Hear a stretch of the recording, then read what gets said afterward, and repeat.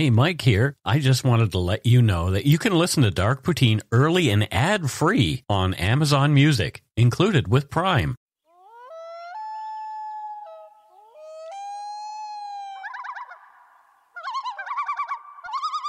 Hello, and welcome to Dark Poutine. My name is Mike Browne. I'm your creator and host. With me this week is my fine wife, Carol. Say hello, Carol. Hello, I'm fine. Wow. Yep. Thank you for the compliment. The views, information, and opinions expressed during the Dark Poutine podcast are solely those of the producer and do not necessarily represent those of Curious Cast, its affiliate, Global News, nor their parent company, Chorus Entertainment.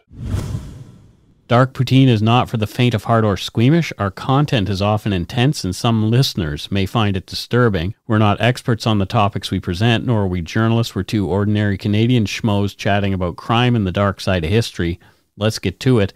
Put on your toque, grab yourself a double-double and a Nanaimo bar. It's time to scarf down some Dark Poutine. Where's the beef? It's back in the 80s at Burger King, apparently. We went in the Wayback Machine.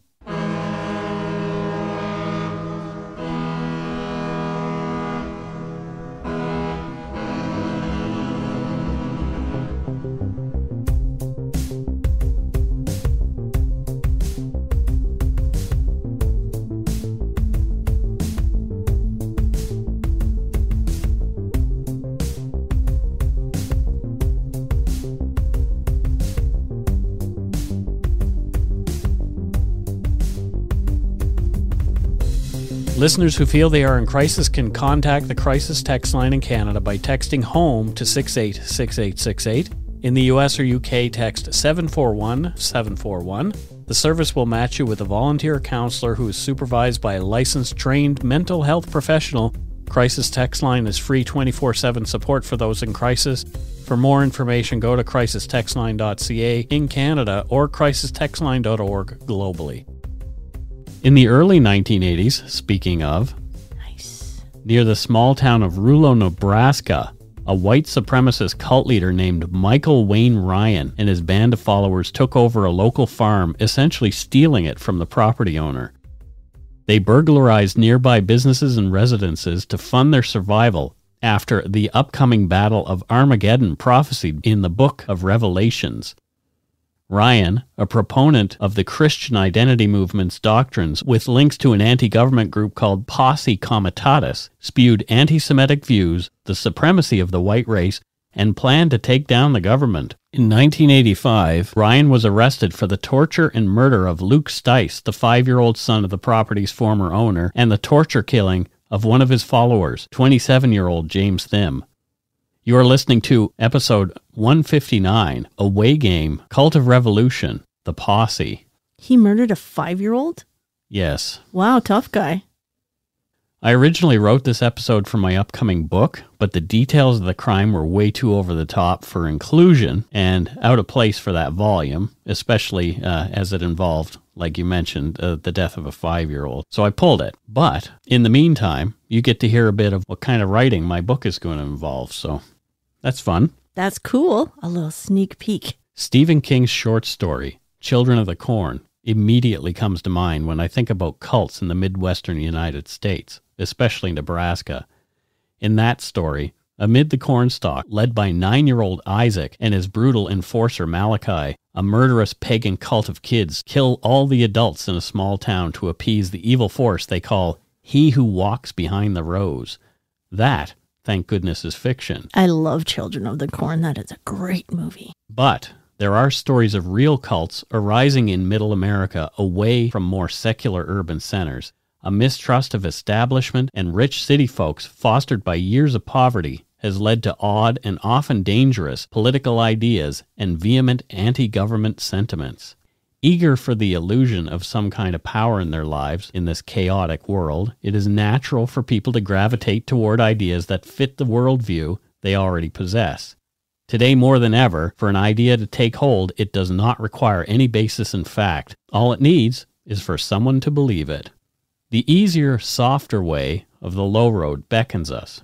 Rather than utilize critical thinking to confront their biases, many human beings meander into situations that lead them to do crazy and sometimes evil things. With a simple internet search, you can find multiple stories of COVID-19 parties driven by junk science, put forth by Facebook Karens. Attendees intentionally get together to sicken themselves and their children with the latest coronavirus to create, quote, herd immunity. With those things in mind, one can see how some disillusioned Midwesterners distrust the government and how resentment of the ultra-wealthy could lead them to fall into a cult. One of these was a group led by a bull of a man named Michael Wayne Ryan, a former livestock truck driver and survivalist in the mid-1980s. The group, loosely affiliated with the apocalyptic Christian identity movement, began in the small rural community of Rulo, Nebraska. Christian identity, born in America during the 1920s, is an Anglo-Saxon-based white supremacist group and was a descendant of another racist organization called British Israelism. According to the Anti-Defamation League, Christian identity is, quote, a racist and anti-Semitic religious sect whose adherents believe that white people of European descent are the descendants of the, quote, lost tribes of ancient Israel, end quote. Christian Identity, a group of between 25,000 and 50,000 members in the United States, believes that non-whites are soulless and that Judaism, as the rest of the world knows it, is a false religion spawned and followed by the children of Satan. The identity claim that the Jewish impostors controlled the media and, behind the scenes, the government. According to the true word of God, they deserve to die, and violently. Ah, okay, that explains that. That explains what? Didn't understand the whole Jewish being fake thing. Now I do. It's just phony baloney, according to these guys. They know the answer. Mixing with other races for any reason is forbidden, and interracial sexual relationships and marriage are sinful. They twist biblical teachings for their own ends. They've even advocated for homosexuality to be punishable by death. They teach that God will send a, quote, true Savior who will restore the state of Israel to the rightful people, them of course, afterward condemning all non-believers and non-whites to the fires of hell. It's so backwards, but I'm listening. I want to learn more. One of the more prominent and vocal members of the Christian identity in the 80s was a white supremacist minister, writer, and radio talk show host named James P. Wickstrom. Backed by his racist followers, he ran for office, taking runs at both the U.S. Senate and the governorship of Wisconsin. Thankfully, he lost in both bids. Michael Wayne Ryan met Wickstrom in the spring of 1982. Wickstrom was spewing Christian identity's hateful rhetoric called Yahweh's Truth, sometimes over shortwave radio, telling followers to, quote, fire the government. That sounds familiar. We know somebody else who said that. Mm-hmm. Ryan had been living hand-to-mouth with his wife and 3 children in Whiting, Kansas. When he heard the promise of a better life for he and his people and Wickstrom's messaging, he quickly became involved with a group who called themselves Posse Comitatus, or simply the Posse, all deputized to do God's bidding, whatever that might be. Wickstrom told Ryan to prepare himself for war. He said that the ultimate battle would occur in Kansas in what Ryan referred to as the Battle of the Wheat Fields.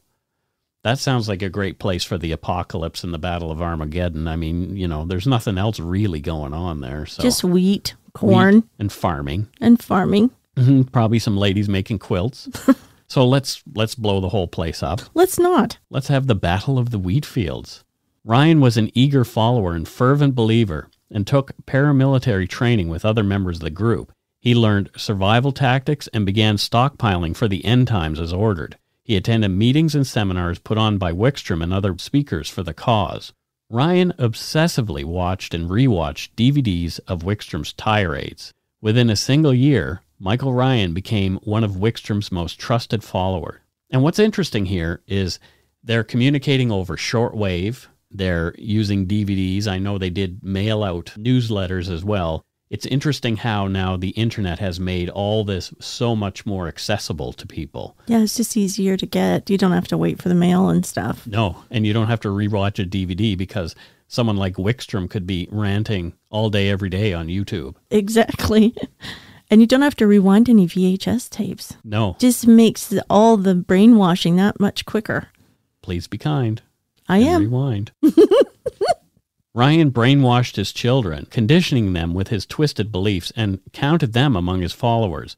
Ryan's eldest son, Dennis, was only 14 years old when he was taken out of school and sent to a posse training camp. Dennis, who'd been a normal teenage boy up to that point, now learned survival tactics, how to shoot, and was indoctrinated into white supremacist hate.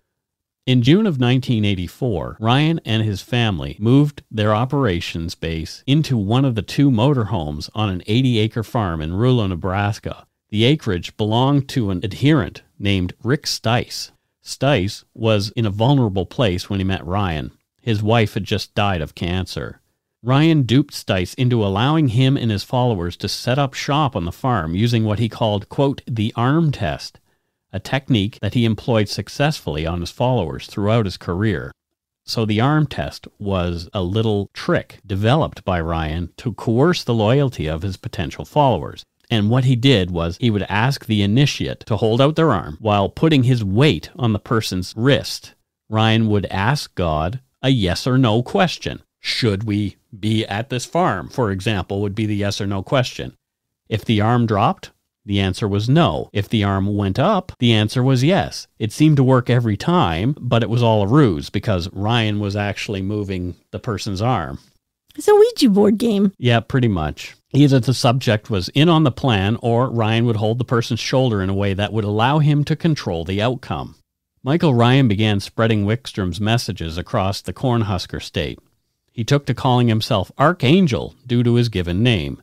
Ryan implored his followers to give up pork and practice a Saturday Sabbath as the true Israelites should. I'm still confused by that kind of Jewish thing, the fake Jewish thing, yet they're still doing the Jewish, they're the true ones. That's right. And so the other Jewish people, even though they do the same things, it's not the true Jewishness. No, because it's white Europeans and not Semitic people. Got it. Why didn't they just pick their own religion? That would probably require some work on their part, and you don't really want to have to think about anything. Don't have to waste time with that. No. Ryan told Rick Stice that he could no longer raise hogs on the farm as they were, quote, unclean, and went against kosher law. As Stice had no other income, the bank was then ready to foreclose on the farm. So interestingly, Ryan directed 2 of his followers to buy the deed from the bank, effectively stealing Rick Stice's farm right out from underneath them. So that was a plan. Pigs are unclean, but that's the only way I make money. That's like a mob move. Yeah. Yeah. Oh, I just happen to have these guys that can buy this farm. Exactly. Now that you can't take care of it anymore, we'll do it for you with our stolen money. It had been the plan from the beginning. Rick Stice became a slave on his own farm, and Ryan took over the house, forcing Rick to live in one of the trailers on the compound, regularly calling him, quote, a dog, among other degrading names. Rude. Ryan recruited heavily from the pool of angry farmers who were struggling to feed their families. He promised change and, most attractive of all, power. Ryan told prospective members that God himself had called them to revolution by way of their birthright as white Anglo-Saxons. Ryan preached about the coming apocalypse that would be signaled by a communist invasion according to his twisted interpretation of the books of Revelation. In 1985, Ryan had a number of, quote, queens living with him on the farm, and the rest, mostly men, lived there to serve him and his whims, no matter how aberrant. According to court documents, quote, although Ryan was legally married to Ruth Ryan, he also, quote, married 4 group members, 3 of whom were themselves married to other men, claiming that this was done at the direction of Yahweh. Always. Always. That's what these guys are about every single time. Yep. Sex and power. Sister wives. But this is my wife. Nope, Yahweh told me that it's now my wife, and we'll use the arm test that I will fake, and you'll believe me. And, oh, is this my wife now? Oh, look, your arm went up. Oh, wow, aren't you lucky? Yeah. Ryan used the arm test to prove God meant that the women were to be his, and the adherents bought it. Around 25 people were living on the farm in Rulo at its high point. More than half of them were children. They would spend hours listening to Ryan's rants, or sit listening to audio tapes or watch videotapes of Wickstrom frothing at the mouth while preaching his anti-government and anti-Jewish gospel. From court documents, quote, The group also believed that Ryan and other members of the group possessed spirits of archangels and that the infant of a female group member who became pregnant while at the farm was divinely conceived. How did she get pregnant? I don't know. Oh, miracle. Magic. God did it. Members of the group considered Ryan to be the leader and obeyed his orders without question. Ryan sometimes referred to himself as king. He claimed to hear Yahweh speak directly to him and allegedly saw visions in the sky. He further claimed to know what other group members were thinking and to be able to predict things which later came true. By way of the arm test, Michael Ryan also determined that Yahweh approved of the usage of marijuana. Smoking weed became a part of the culture on the farm, fueling Ryan's apocalyptic visions and helping him to control the others. Yes. So he's sort of like a Charles Manson in a way, Yeah, he does. He's got it all set up. The posse wanted to disrupt and undermine the government, and to do so through violence, killing people in power positions, politicians, police, and judges. They needed equipment and cash to fulfill their destiny, rather than collecting the items required for their holy war by legitimate means like having a job. Ryan and his growing band of followers began stealing from local residences and businesses. They took provisions like food, farm machinery, and a massive amount of vitamins. Some of the stolen loot included an arsenal of weaponry and ammunition. Rumors of dark things happening on the farm circulated locally, but no one really knew what was going on. Police were watching, but the group was slippery. It was just a matter of time before someone would mess up. On June 25, 1985, police caught two of Ryan's followers, David Andreas and James Haverkamp, stealing a sprayer rig from another farm and tossed them in jail. Safe from Ryan's wrath behind bars, Andreas and Haverkamp spilled the beans. They prattled on about what had been happening at the farm. Their tales of coercive mind control, rampant theft, and brutal violence were hair-raising. But it was the stories of murder that made the officers' ears prick up. Okay, I'm ready. Cops raided the farm, and from August 17th to 18th, they searched, targeting areas explicitly mentioned by the two turncoats. Investigators exhumed the brutalized, decomposing bodies of 5-year-old Luke Stice and 27-year-old James Thimm. The details of the two murders and how they came about are sickening.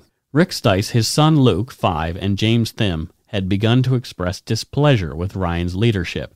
Ryan, who determined they were all enemies of the cause, said that Yahweh had determined that they needed punishment. Ryan used the arm test to determine the types of discipline to be doled out. Often, it was sodomy or other depraved sexual acts, sometimes involving the child, 5-year-old Luke Stice, and a goat that lived on the farm. What? Yeah. While the rest of the group stood watching, more than once, Ryan forced Rick Stice and James Thimm to sodomize each other, the boy, and the goat, at Ryan's pleasure. When Rick Stice refused to perform yet another depraved act, Ryan threatened to amputate the dissenter's penis. When Rick again declined to participate in sexual acts involving his own son, Ryan threatened to skin the young boy and burn him alive. When Stice and Thimm finally stood their ground, refusing to take part anymore, Ryan was livid. He was enraged that anyone would defy him. Unable to endure the torture, Rick Stice escaped at one point. He left his children's fates in the hands of the other adults on the farm, and returned a week later, unable to reconcile that he selfishly had left his kids to save his own skin. His return did nothing to mitigate Ryan's megalomaniacal rage. And we'll take a bit of a break right here because I think we need it. Yes, please. Ooh.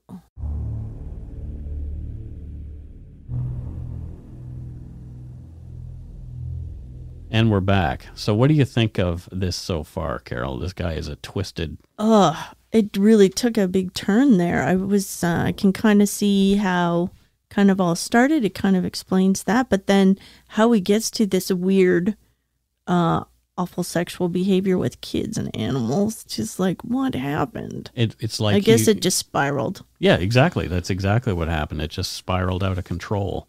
Rather than target Rick directly, Michael Ryan chose little Luke Stice as his target.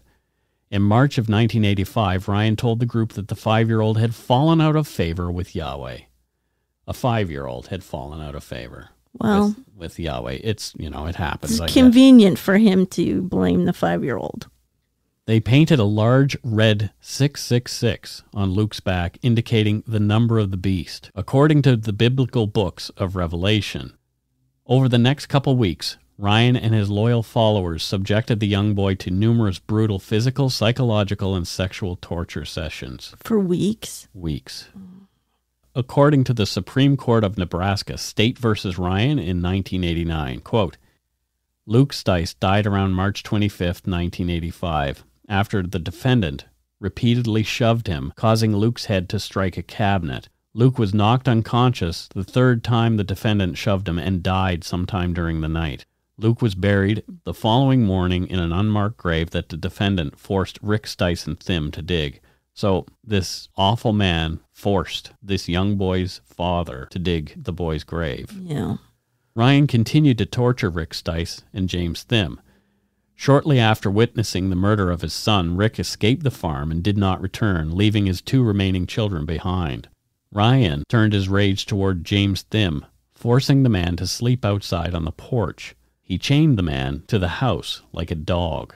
Ryan continued to torture Thimm and gave him barely enough food to survive. On April 27, 1985, one of the turkeys on the farm died.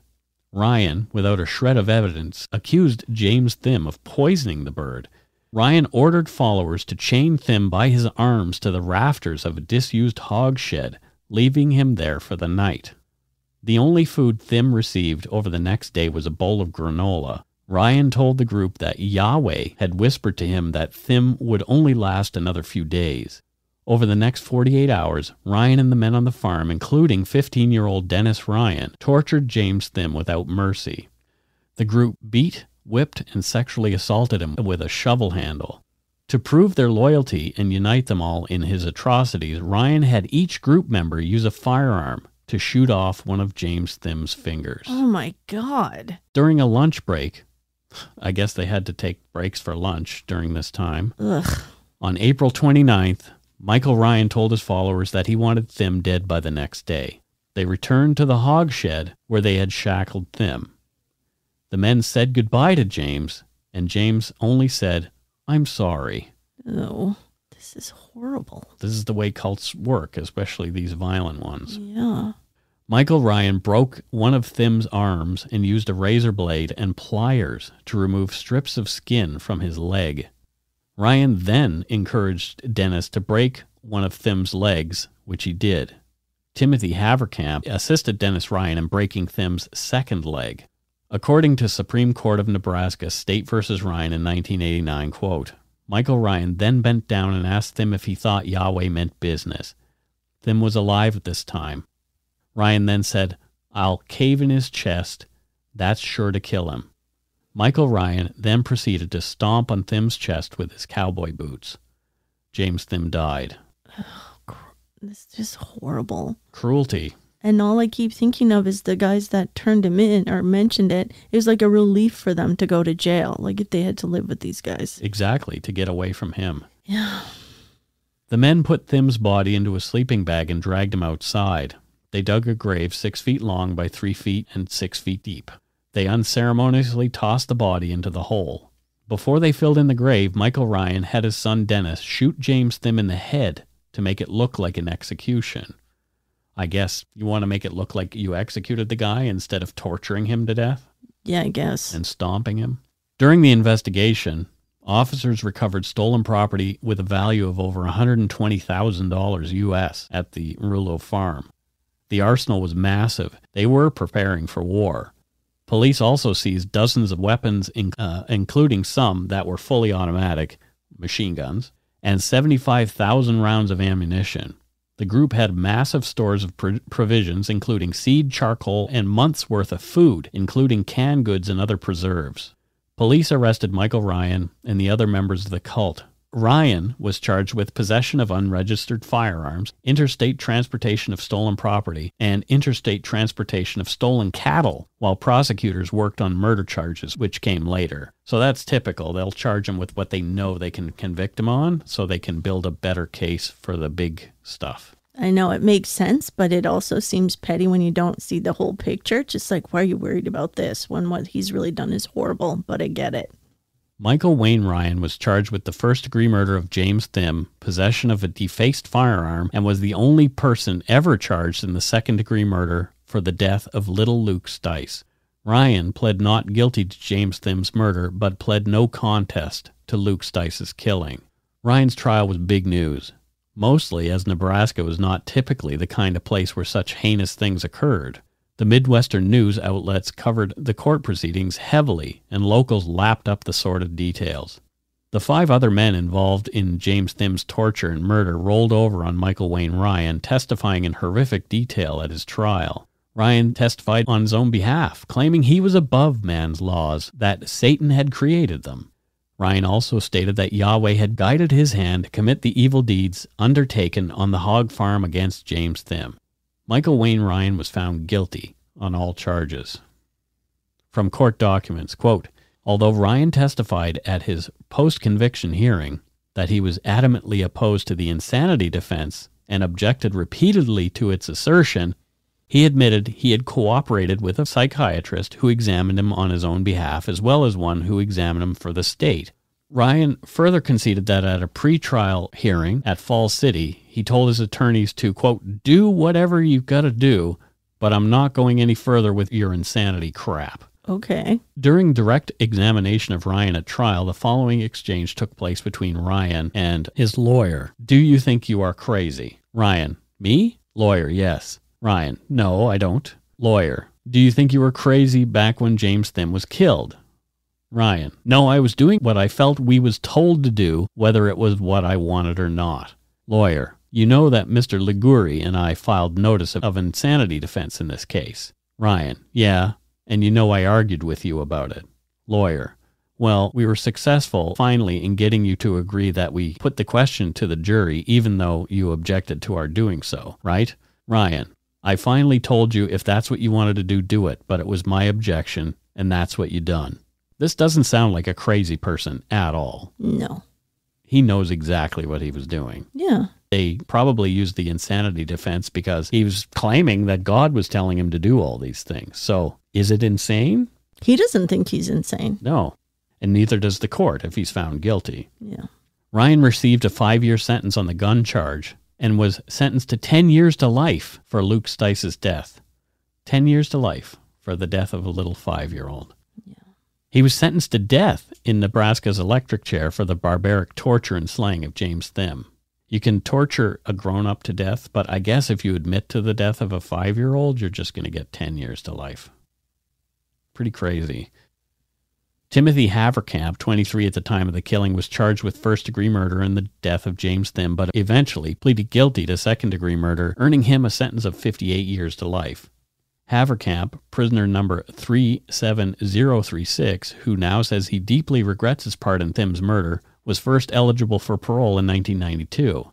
He was moved in 1999 and served the rest of his time in a minimum security facility.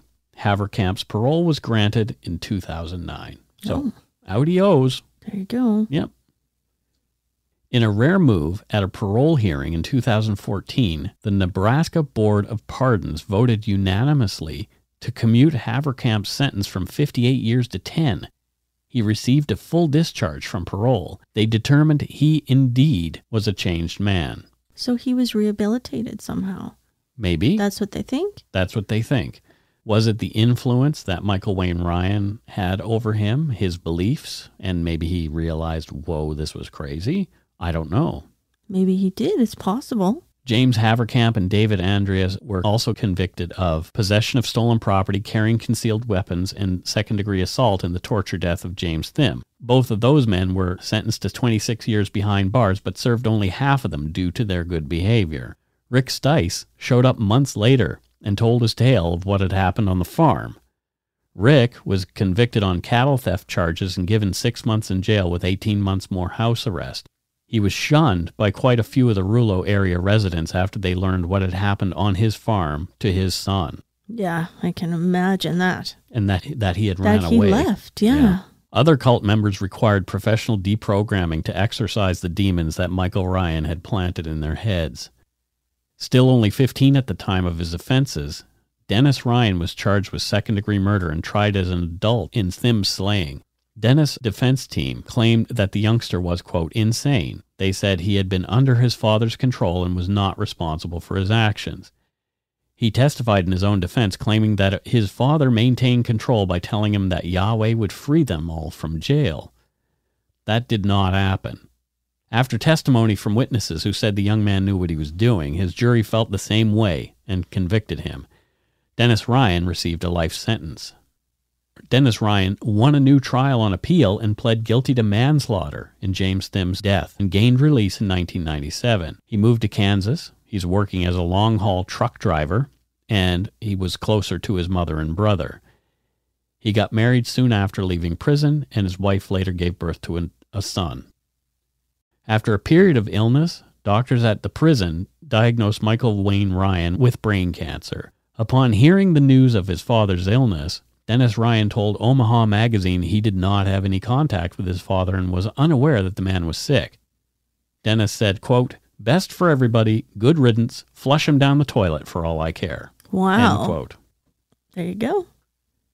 In a news release about Michael Wayne Ryan, who had been on death row since his conviction, stated that he had died around 5:45 p.m. on May 24, 2015 at the Tecumseh State Correctional Institution in southeast Nebraska. Okay, Michael Wayne Ryan is dead. Yeah. Dead as a doornail. Good riddance. But Yeah. the Christian identity movement is not. Those people who think that way are still around. We'd be remiss if we did not mention how the Christian identity movement continues to slither around the United States, recruiting new members to this day. As we said, 25,000 to 50,000 members of that particular movement, and it fluctuates up and down. The movement has carried on proselytizing through print publications and audio and video recordings, but they've also been banned from many mainstream social media sites. So the group finds its home and has active membership on the open internet, dark web, and the alternative social media sites that have now popped up. It continues to be influential to the point where the use of some of its ideals might have helped a certain recently defeated president achieve the White House in 2016. The Christian identity's ideologies continue to influence far-right thinking. According to Joseph Baker's paper, Christian Identity and Religions of America, in Religions of America from Cengage Learning, EMA Limited in 2019, quote, among hate groups, previously disparate streams of white supremacy have converged such that Christian Identity, KKK, and neo-Nazi groups have come together into closer configuration of interests. While this process was in motion well before the 2000s in specific ways, such links between the KKK and early Christian identity theologians, or the connections between Christian identity pastors and neo-Nazis represented in the Aryan nations.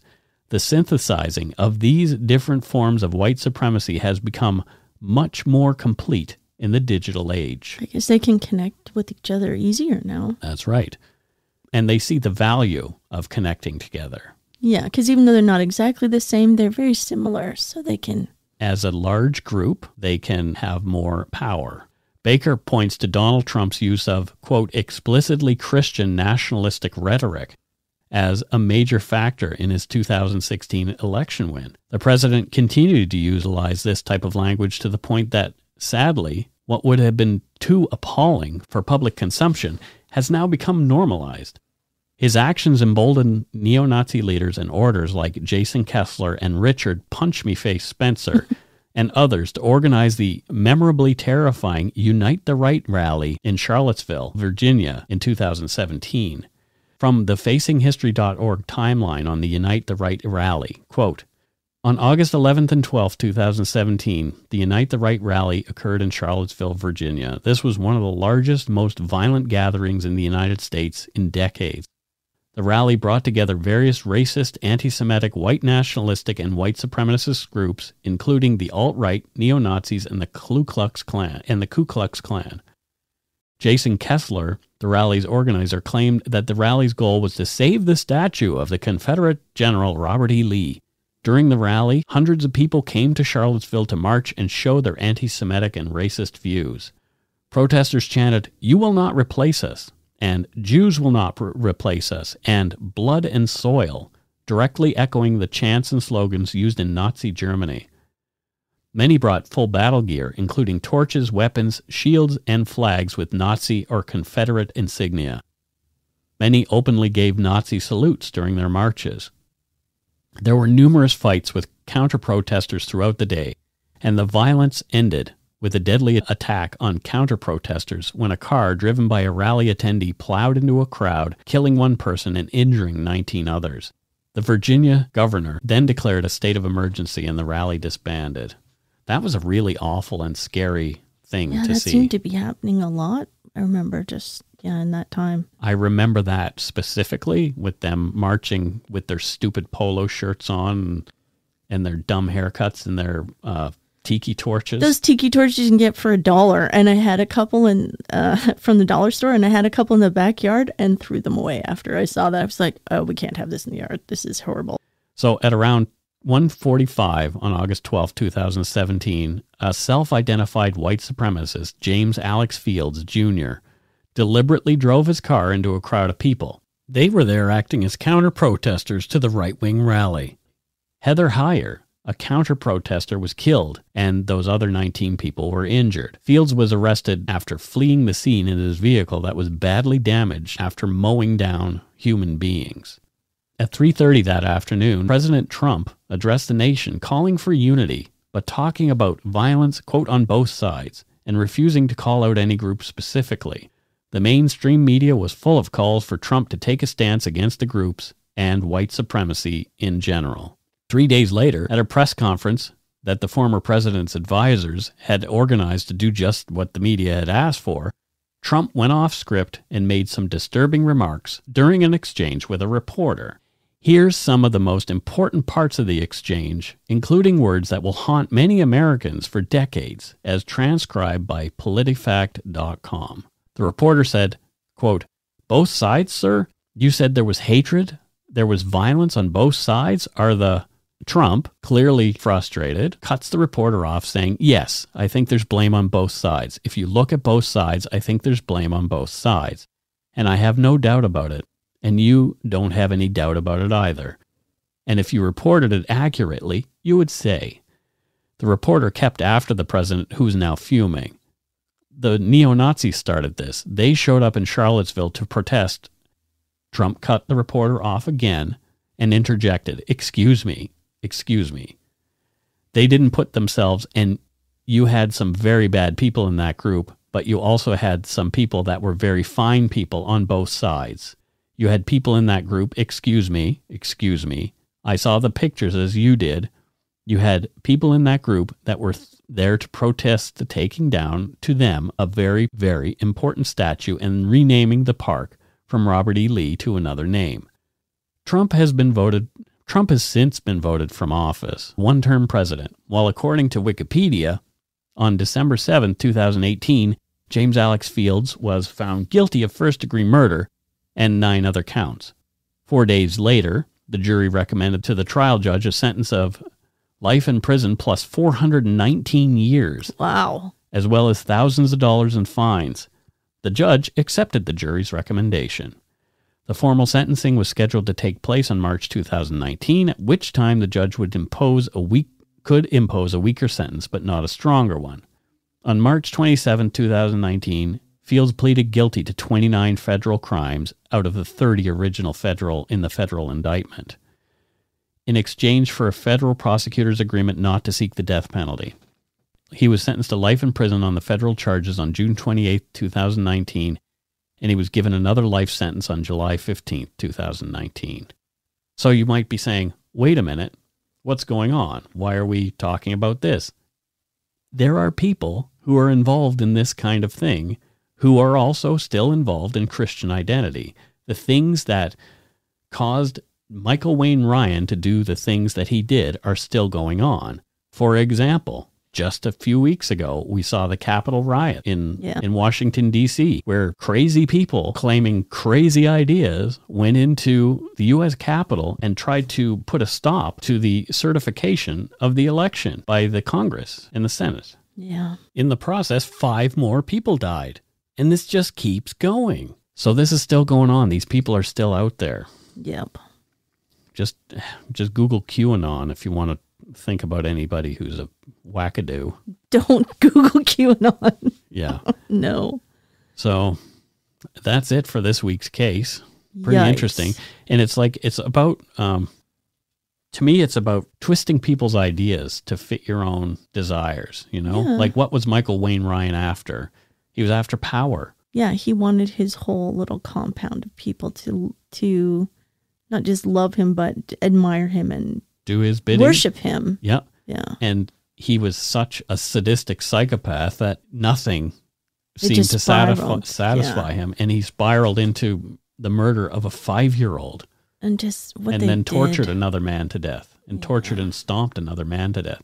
And there were a lot of details, obviously, that I left out of this episode. But they were horrific. Horrific. If you want to learn more, there's a couple of books on it that I will put into the show notes. But for your own sanity, I kind of don't recommend you looking at those. Yeah. I know that we've been watching a lot of these cult shows, like documentaries and stuff. Mm-hmm. And then you just think, oh, somebody has to be really crazy to be part of it. No, it's kind of showing it's like a gradual process. And anyone who kind of is having a bad time, or there's like certain vulnerabilities that are just taken advantage of, and it could happen to anyone. Mm-hmm. I always secretly like to think, oh, I'm too smart for that. No, I just got lucky. Right. I wasn't in the wrong place at the wrong time. Yeah. So it's frightening, cults and culty things, and how it just, the changes just get weirder and weirder, and people just kind of go along with it. Yeah. And how hard it is to get out. Yeah, totally. But if you know somebody who's in a cult, or you want to learn about different cults, there's a really good website run by a man called Rick Alan Ross. And Alan Warren and I have talked to Rick Ross on our radio show, The House of Mystery. And Rick wrote a book called Cults Inside and Out. And he really gets into talking about what a cult does and what it means to be a part of a cult, and how he is now a specialist in deprogramming people. Oh, good. That's what I was just going to ask, because it just seems to get so dismal. Like, is there any way out? Yeah. And it seems like he's become part of the solution.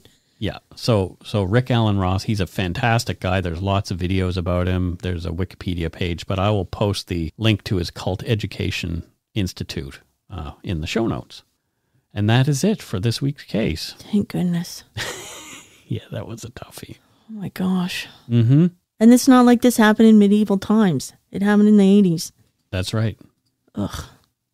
Yeah. And like I said, things are still happening today. Yeah. And they're still driving violence. It's scary that a belief can cause such awful things. Yeah. Like, look at anti-maskers, anti-vaxxers, all that kind of stuff. I wish I understood how this all works a little better, because I guess if you could unravel that, you'd probably be a very wealthy person. You could fix it. Yeah. Yeah. I don't think I can fix it. No. No, I know I can't. I just hope I'm in the right place at the right time. I guess it is time to move on to some voicemails. Let's see if anybody left us a voicemail this week. Pretty certain that there's going to be a few. While we're waiting for the software, if you want to leave us a voicemail, you can leave us one.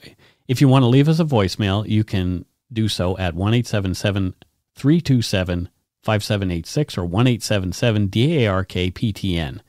And if your email or if your voicemail stands out, you might hear it on the show. So let's have a look. Who gave us a call this week? Hi, Mike and Carol. My name is Courtney. I'm calling from Regina, Saskatchewan. I just finished your show, the episode, The Girl from Saskatoon, and I just wanted to say, I'm a huge Johnny Cash fan. I actually named my dog Cash after him. And A Girl from Saskatoon is actually Girl from Saskatoon is one of my favorite songs of his. So I always kind of wondered why it wasn't more common knowledge that song existed, and you guys answered that question in that episode. So I also think it was really admirable of him to retire that song after he learned of Alexandra's tragic passing, and just made me fall in love with him even more. So thank you for that. Thank you for your show. I'm a huge advocate for your show. Whenever anyone's asking for podcast recommendations, I'm like, check out Dark Poutine. It is just the best. So you give me something to look forward to on Mondays, and just thank you for everything that you do. So thanks so much. Bye. Take care. Wow, what a nice voicemail. Thank you, Courtney. That was really great. And we're glad that we could help your love of Johnny Cash just a little more. I love Johnny Cash, too. I always did. I love your dog's name and your dog. I've never met your dog, but I know I love Cash. Yeah. And one of my favorite photos of Johnny Cash is the one where he's sitting eating a cake baked out of his mind in the bushes. Classic memes. Yeah. Gotta love the Johnny Cash. So thank you again, Courtney. That was great. Let's see. There is another one. Hi, Mike and Carol. I just listened to the latest podcast, and I have to say, Carol, you're doing an amazing job. And I understand what you said about, the cases that are unsolved. But what I thought was absolutely beautiful about the whole story, I am a Johnny Cash fan, is that he did not play that song again. And it just touched my soul. And I feel for the family and how unresolved everything is. And thank you so much for your podcast. I've been listening since I had a brain aneurysm 2.5 years ago and wasn't able to read, and they bring me joy. Thank you, joy and fear. But thank you so much for that. Bye-bye. Well, we're picking up what you were putting down. That's pretty great. Sorry you had to go through your health issues, but it's really cool. Like, people have said that kind of stuff before. Instead of reading, which they used to do, now they would listen to stories being told like this. So that's really cool. And another lover of Johnny Cash. There you go. Yeah, see? Who can blame her? Right? Yeah. So that is it for our voicemails. Oh, thank you. And again, if you want to leave us one, you can do so at 1-877-327-5786 or 1-877-DARK-PTN. Let's move on to Patreon. Where the people are patrons of the show. Patrons. Thanks to the patrons. Okay, so first up, as far as patrons go, we have Jasmine Burt. And she is from a really nicely named place, Paradise, in Newfoundland. Oh, nice. Yeah. Jasmine, thank you. Yeah, Paradise, Newfoundland. That sounds great. It does sound lovely. Is that where the biggest icebergs float by? I don't know, but it does sound like paradise. It sounds lovely. There's cod for miles. Yeah, well, that I don't think anybody is allowed to fish yet. So. Oh, what? But what does Jasmine do there in Paradise, Newfoundland, Carol? She is a ranch dressing expert. Oh, so you need to, are there different types of ranch dressing? Yeah, and she knows what is true and what is a knockoff, so don't try any fast ones with her. Wow. So she really knows her ranch dressing. Yeah. What's her favorite, do you think? Oh, definitely classic. I don't know the classic ranch dressings. Okay. No, that's up to her. She would know. She's the connoisseur. She's like the sommelier of ranch dressing. You have to talk to Jasmine about ranch dressings. Jasmine, please illuminate us. Illuminate us. All right. So next up, from Burkesfall, Ontario, we have Jennifer Stark. And what does Jennifer do in Burkes Falls, Ontario? She's an elite athlete. She's an extreme unicyclist. What? I know. She practices indoors in the winter because it's a little too dangerous riding a unicycle out on the street there in the winter, but she definitely does it in the gym.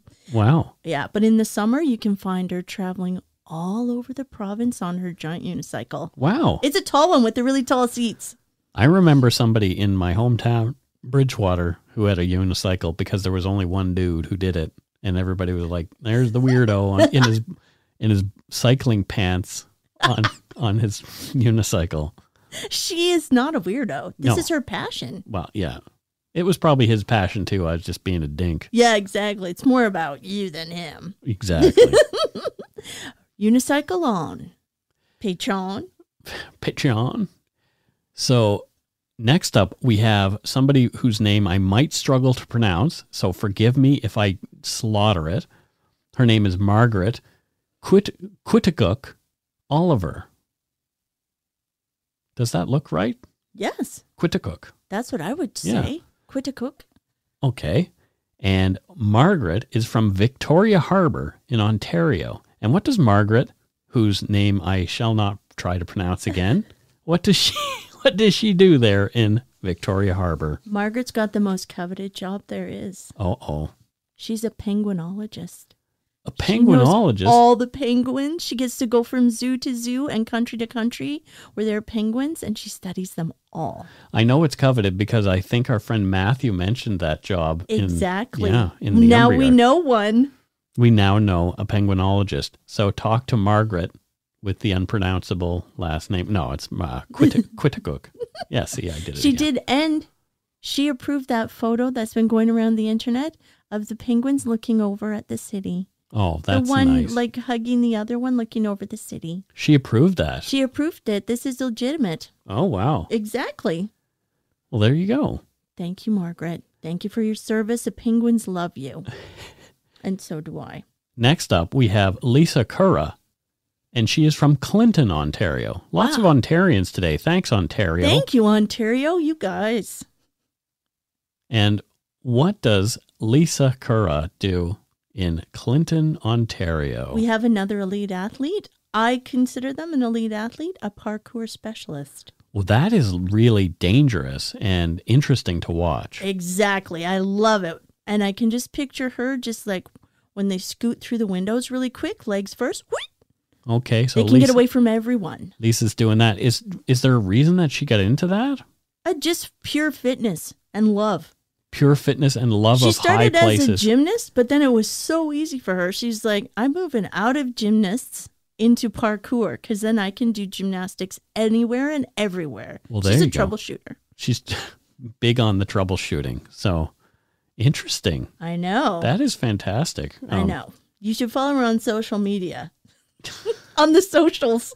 Follow her on the socials. Yeah. Next up, we have Angela Ferguson, a.k.a. Jedi Ange. Ooh, Jedi Ange. I don't know where Jedi Ange is from, and I'm sure it's not Tatooine because that is not a real place. What? The planet Tatooine where Luke Skywalker was from. Wait, that's not a documentary? That's not a documentary. So where do you think she is from, Carol? Or where, I shouldn't say where do you think she's from. Where is she actually from? Where she's actually from? Yep. Sapporo. Sapporo? Yes. Isn't that in Japan? It is.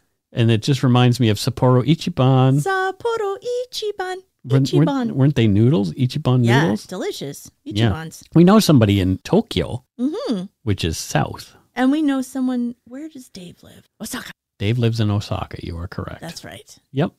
Okay, but back to Sapporo. Sapporo. Exactly. So Angela Ferguson in Sapporo, Japan. What does she do there? She is a teen exorcist. She exercises teenagers? Yes. Yeah. As a teenager, I probably needed a good exorcism. I know. She's got a lot of work to do. Yeah. It's a tough job. Yeah. What? Like But what? she's careful Yeah. and she's respectful Mm-hmm. and she's helpful.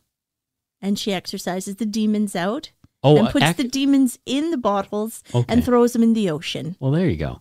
I thought maybe I was mishearing and you said exercises the demons. Like, okay, demons, we're going to do the 20-minute workout. Sweet in jazzercise gear. And All move right. it to the left and take it to a lunge. And yes, exactly. And two more. And 3 more. And three more. Oh, and we're take going it the to wrong the way. left. Oh, wait. And 2 more. And 1 more. And then take it to the left. I used to get farty doing that stuff. You did jazzercise? I did. Sure, I did. I watched 20-minute workout and tried to do Yeah, that I'm stuff. sure. There were, watching. I worked out while You wore a sport- headband? No, I didn't do any of that. I watched it for the plot. Excellent work. I just learned way more than I ever wanted to know about you, Mike Browne. Oh, boy. I'm sorry. It's okay. But anyway, I was a teenager. Exactly. Things You gotta happen. take it where you can get it. Yeah, well, I wasn't getting any, so. Oh, my gosh. Good Lord. Carol's all upset now. Oh, no. Oh, yeah. Let's see. So thank you to all our Patreon patrons. Thank you. You're the best. Right? Keeping us going. Keeping us, and keeping Jazzercise alive and unicycles and penguins happy. You guys are just making the whole world go around. make the whole world go round. All right. So, wow. So let's move on to, yeah, that's right. We are moving on to PayPal. Ooh, nice. PayPal? See if anybody sent us some donut money via PayPal this week. We did get some PayPal donations. Thanks, you guys. Here's a little donut money in appreciation for everything you both do. I accidentally found the show while I was searching for Jack Luna's podcast after listening to Monstro. I absolutely devoured the 158 episodes in about 2 months. Whoa! My grandma is from Canada, and it gives me great feelings of nostalgia listening to you. I'm looking forward to what you think my profession is, and will follow up with some donut money and what I actually do. Carol, don't let me down. Oh, no. So This is Tara Becker. So number one, where on the planet does Tara Becker live? She lives in Kazakhstan. She lives in Kazakhstan. Does she know Borat? She must. Yeah, well. Please say hi. I love Borat so much. Yeah, he is an interesting cat. He could be a neighbor or maybe a local in her village. Could be. Oh, yeah. Yep. Lucky. That is kind of cool. And so Tara Becker, what does Tara Becker do for a job? It's very important that you get this right, Carol. I'm going to get this right. Okay. I feel good about this one because she gave us donut money. She is a bread scientist. So she loves all the flours, all the pastries, all of it. Okay. It makes sense. So she studies them, or does she bake as well? Both. Both. It goes hand in hand. Oh, okay. It's a serious business, bread science. So she's got to make sure that the ratios between yeast and flour and sugar, if water, necessary. Yep. Exactly. Mm-hmm. All work out to make the most perfect type of bread. And wow. she does experiments with all different kinds of flours, as well as different kinds of yeast and other leavening agents. Well, there you go. She's amazing. That is amazing. It is. Well, thank you, Tara. She's the world. Yeah. So keep on learning about that bread, because I kind of love it. I'm a fan. It's so delicious. Yeah, there's Donuts nothing like a freshly baked loaf of bread. There's actually chemicals that happen in your mind when you eat bread that actually I feel better now. That's why it's a comfort food. Well, now I want some. I know. Make some bread. Our friend Irene Briand is back. Oh, Irene. Come on, Irene. Exactly. And Irene says, to the best guest host ever, Carol, I have one request. Where is it that I live, and what do I do? Okay, I lied. I have two. Have you ever kept wet pets in aquariums, and what is your favorite freshwater wet pet? I have been keeping freshwater aquariums with fish, aquatic frogs, aquatic snails, shrimp, and aquatic plants for 21 years. Wow. And absolutely love my 4 water boxes and their ecosystem. I have posted them in the barnyard. I'm Irene Vanden Duel in there. Love the podcast. I've got to go pick up my Nanaimo bars from the bakery, and you can kindly go poop in your toques. Well, thanks, Irene. Irene, this is the best news I've ever heard. So, number one, where is Irene from? We need to find out where Irene Briand. Somewhere near the sea, because she loves fish. She loves fish, but she loves freshwater fish. So and freshwater. Okay, so we'll she put could by be a near lake. a lake. Yeah. Where is there a lovely lake? Let's find. Okay. Oh, that looks beautiful in Tunisia there. Okay, so she's from Tunisia, and is it Tozeur in Tunisia. That looks like where she's from. Exactly, because it's right on the lake there, that huge lake. Shot El Dierid. Nice, in Tunisia. Yeah.